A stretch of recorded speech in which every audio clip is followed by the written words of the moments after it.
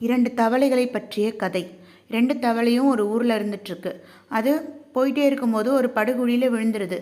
படுகுழியில் விழுந்த உடனே மற்ற தவளையெல்லாம் சொல்லுது, நீ எழுந்து வரலாம் முயற்சிக்காத, சத்தியமாக உங்களால் முடியாது, என்ன முயற்சி பண்ணாலும் நீங்கள் மேலே வர முடியாது, உயிர் போயிடும், அவ்வளோதான், அங்கேயே செத்து போயிடுங்க அப்படின்னு சொல்லுது.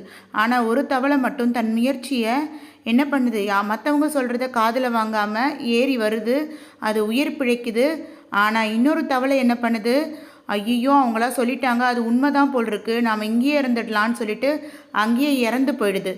ஆனால் இந்த எந்த பேச்சையும் காதில் வாங்காத அந்த இன்னொரு தவளை உயிர் பிழைச்சி கஷ்டங்களை தாண்டி வெளியே வந்து தன் உயிரையும் காப்பாற்றிக்குது, தன் வாழ்க்கையோட அடுத்த பயணத்தை நோக்கி செல்லுது. இப்படி தாங்க நம்மள சில பேர் மற்றவங்க பேச்சை கேட்டுட்டு நம்ம வாழ்க்கையில் நிறைய வாய்ப்புகளை விட்டுடுறோம், அடுத்த முயற்சியவே விட்டுடுறோம், அங்கேயே என்னவாயிடுறோம், துவண்டு போய் உட்கார்ந்துடுறோம். எதிர்மறை எண்ணங்களை தவிர்ப்போம், நேர்மறை எண்ணங்களை கொள்வோம். மற்றவர்கள் பேச்சை காதில் வாங்காமல் நம்மை கீழ்த்தரமாக எண்ணுபவர்கள் முன்னாடி நம்ம வாழ்ந்து காட்டணுங்க, ஜெயித்து காட்டலாம்.